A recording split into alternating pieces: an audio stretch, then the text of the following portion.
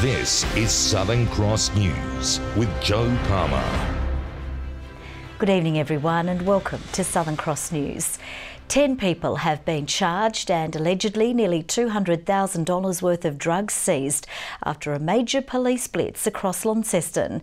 Tasmania Police say the 3-week effort has caused a large disruption to traffickers in the state and is warning there's more to come. Multiple investigations across Launceston's northern suburbs saw police seize a large amount of drugs, firearms and recover stolen property. Today they revealed the total haul of 3 weeks' work, including half a kilo of crystal methamphetamine valued at $140,000, 1,000 MDMA pills worth $30,000 and 50 grams of heroin valued at $25,000. Police say the drugs were destined for the Tasmanian market, but won't say where they came from. It's very significant. It's a major disruption to the criminal networks that want to deal in drugs in Tasmania. We're pretty confident that this is going to have a disruption of that trade in Tasmania. Police have charged 6 people, all aged in their 20s and 30s, with drug trafficking. 2 have been remanded in custody, while a third was granted bail. Another 2 have been charged with minor drug offences and 2 more with burglary. Definitely a couple of the people we've charged are connected, but there's 4 or 5 that are separate investigations going on. It just so happens that in the last 3 or 4 weeks there's been an accumulation of those investigations with people charged. They say the effort will continue with more charges expected. The investigation's ongoing, so we're expecting other people to come to our attention, and if they've got a case to answer, they'll be put before the court. Sean McComish, Southern Cross News. The government has backed away from a controversial new social media policy for public servants. Unions say the draft guidelines were an attempt to silence staff. The Premier also admitting today he found the plan concerning. A contentious social media policy scrapped by the Premier today before it even started.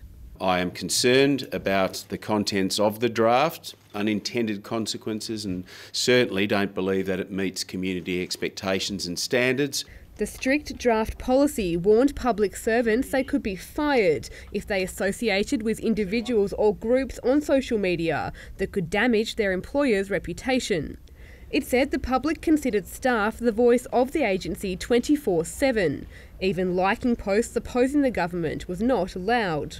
I will not sign off on any final policy unless it ensures fairness, meets community standards and allows people within the public sector to communicate freely. Now it's back to the drawing board. A welcome decision for those who say it was an attempt to gag Tasmania's 29,000 public sector staff. Rather than starting off by frightening everybody into thinking that anything they do could result in the termination of employment, you should talk about what people clearly can do. It was a dramatic intrusion into people's right to personal expression, their right to be able to express their political views on any matter that they see fit in their own time. This government is so intent on shutting up dissent, on managing their media profile, that they've forgotten that those people across the public service who have a voice, who have information, who have knowledge, who have passion should be allowed to share it. But for now, on social media, they can. Michelle Wisby, Southern Cross News. More than $1 million will be spent to immediately take pressure off emergency departments in Hobart and Launceston, facing bed shortages and ambulance ramping. Labor has labelled the spend a band-aid solution, while the government insists it's listening to staff and unions to fix the problems. Scenes like this have been a daily sight outside the Launceston General Hospital for more than a month.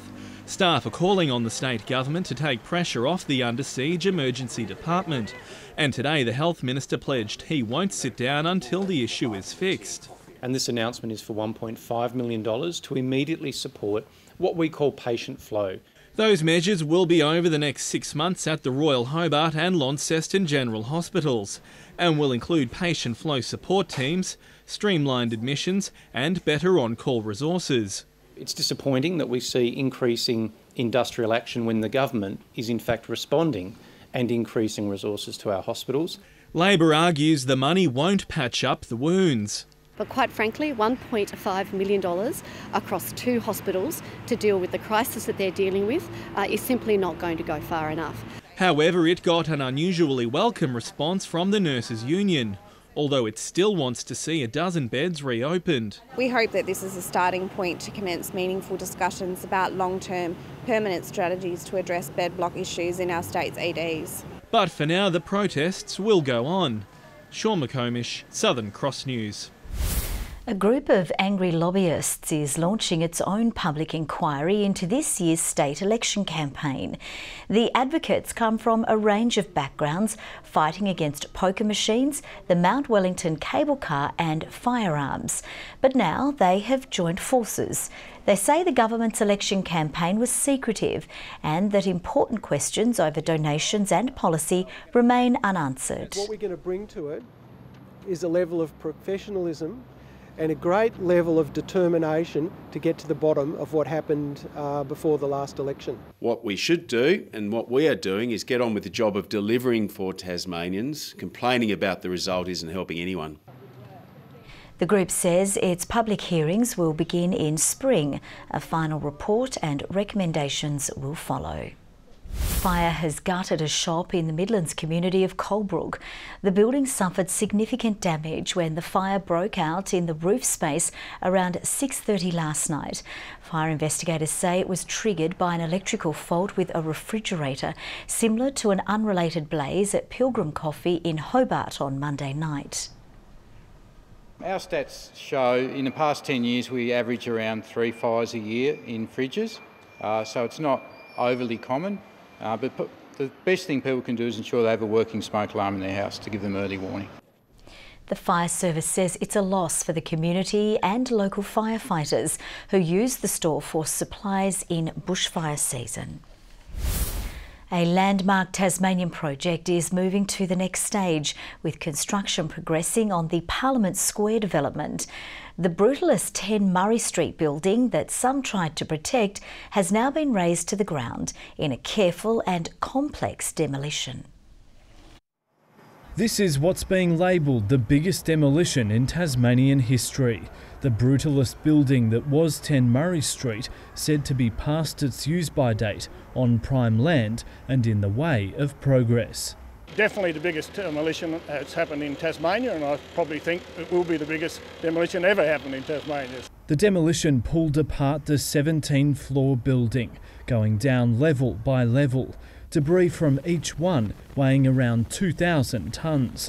It had to be done carefully, with the site looming over State Parliament and just metres from surrounding buildings. We had three excavators on the floors, and they were breaking up the floor with manual crunches on them, and just took them down floor by floor. Now all that remains is some excavation works as the project moves on to the construction phase. This heritage facade will become the front of a new Marriott hotel. An existing building on the corner will grow with more levels. The development building around a new public space behind Parliament, linking Murray Street with Salamanca Place. It's about 2,000 square metre plaza, open space for all the public. There'll be retail facilities with that. Enjoyed public open space, seating and amenity, and I think it'll be a great view across down to the Derwent. Construction is expected to be finished in 12 to 15 months. Michael Breen, Southern Cross News. A bid to revitalise Launceston's northern suburbs has taken the first steps, with Council today asking the public how it wants to improve the neighbourhood. Mayor Albert Van Zetten wants to see the city's northern suburbs given better infrastructure and transport. It needs a plan because it's obviously one of the most disadvantaged areas of our city. There's no doubt about that. It's been neglected over many years, and we believe it's time that we start to invest in the people in this area. The project is a key part of the Launceston City deal signed with the federal government last year. Funds from the deal are still to be allocated for the plan, which is expected to be released early next year. As National Homelessness Week continues, Bendigo Bank branches across Tasmania are calling for last-minute donations for their annual winter drive. At the bank's Kingston branch, they're aiming to fill this entire room with essentials, including blankets, clothes and food. The donations will be given to Uniting Tasmania to help assist our homeless population. Services are trying, but they're just not able to keep up with demand, and crisis is becoming the norm for a growing number of Tasmanians. I think it'll make an incredible difference with the current problems around rental affordability and the new crisis with homelessness. It'll make a big difference. Bendigo Bank branches across Tasmania will be collecting donations until Friday. A look now at the day's business and finance news with thanks to Tasplan, your local super fund. The Australian share market has closed higher, courtesy of strong investor responses to profit reports from Commonwealth Bank, AMP and Tabcorp, as well as a lift in mining stocks. The ASX 200 index has risen by 14.6 points. Short time ago, the Australian dollar was trading at 74.22 US cents and just under 110 New Zealand cents. The Devonport Strikers are ready to bring on their next challenger in the FFA Cup after demolishing Northcote 3-1 last night. The underdog win whipped local fans into a frenzy at Valley Road. This was the moment Devonport dared to dream. 1-0 at just 12 minutes in, and Miles Barnard wasn't done there. A fine goal off the left boot, which snuck into the net, and Northcote got nasty. One player turned a yellow card into a red after lashing out at Braden Mann. And the travelling Tasmanian fans tell the story. Adrian Mancini is booked twice in quick succession. This was a history-making night. No Tasmanian team had ever won an FFA Cup tie on the road. Joel Stone's match winner changed that forever.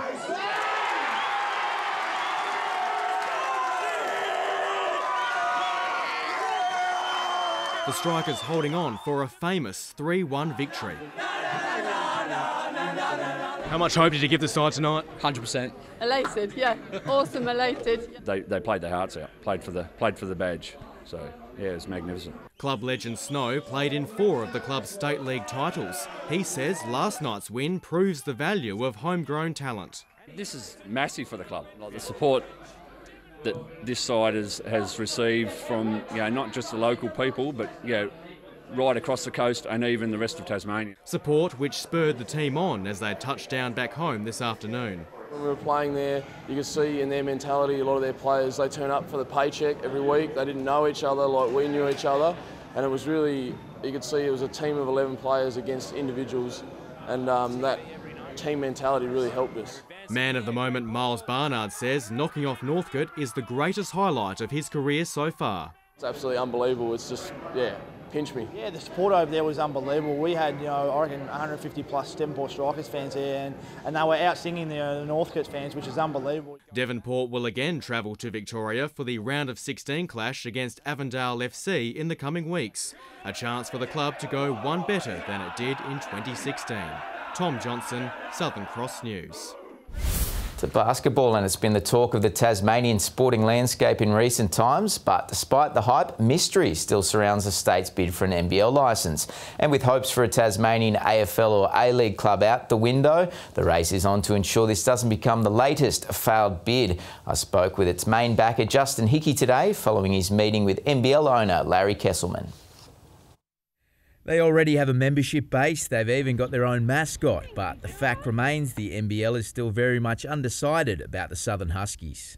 Problems come in front of us and we provide solutions and just move forward. So I'm not really that fussed about anything, to be honest with you. The Tasmanian-born businessman is so far the only known financial backer behind the bid, and with millions of dollars required to get the concept off the ground, the NBL wants more detail. We need to delve a little bit more into the financials, and we probably need to delve a little bit more into the timings around not rushing into putting a team in. The Glenorchy City Council also remains apprehensive about selling off the Derwent Entertainment Centre, the Huskies' proposed home base, with a decision to be made on its future in the coming weeks. Obviously it's a really important factor in a part of what we're doing.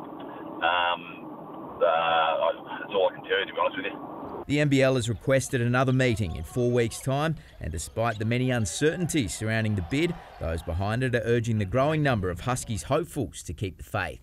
They were great. They were very open and transparent. They love what we're doing. They're here to support us, and that's where you have to leave it, mate. Launceston Tornadoes coach Derek Washington says his side is raring to go following a week off the court, but he expects Nunawading to come out firing in their Seabull preliminary final on Saturday night. Feeling excited.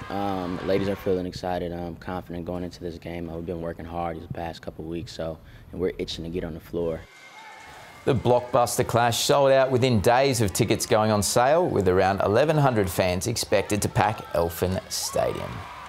15 degrees today for Hobart and Launceston. Burnie a bit cooler with the top of 13 and 15 for Devonport. 17 was the state's top at Friendly Beaches, 15 degrees at Fingal, St Helens and Campania. The Bass Strait Islands hit 13, as did Smithton, Lowhead and Ouse. 12 for Strawn with a top of 7 degrees at Lyowini. On the charts, extensive cloud crossing the state today, and that's associated with the cold front. That cloud covering most of the southeastern area of the continent, and another front visible to the southwest of WA. Tomorrow a cold front crosses the southwest of WA, a high lies over the east of Australia. West to northwesterly winds 15 to 25 knots, reaching 30 in the southwest and south in the morning, and then the west later on, with seas mostly to 2 metres. A gale warning for southwestern and western coastal waters. There's a strong wind warning for eastern and northwestern coastal waters, and also a small craft wind alert for the southwestern Central Lakes, with a minor flood warning current for the North Esk River. Looking onto the forecast, 17 degrees today for Hobart, Cygnet 16 in New Norfolk, some clouds about there. Launceston 14 degrees, Devonport 14 also, with Campbelltown a partly cloudy day 13. Burnie 14 degrees, Strawn also 14, with Smithton a bit warmer 15 and plenty of showers and cloud there. With St Helens top of 15, a sunny day, Swansea 16 and 14 for Fingal. Looking on ahead onto Friday, and we've got warmer temperatures, late showers for most parts with cloudy conditions through the east. On Saturday you can expect statewide showers with some cooler temperatures, with cloudy conditions for the east again on Sunday. Looking at your major centres, storms for Perth tomorrow, 18 degrees, sunny and 20 for Adelaide and Sydney, 16 in Melbourne, with 14 and frost for Canberra, with 23 for Brisbane. And currently it's a clear evening this evening, 8 degrees in Hobart, 9 for Launceston and also Devonport. Jo, that is back to you. Okay, Sam, thank you so much for that. That's all from the news team for now. We'll see you a little later. Bye-bye.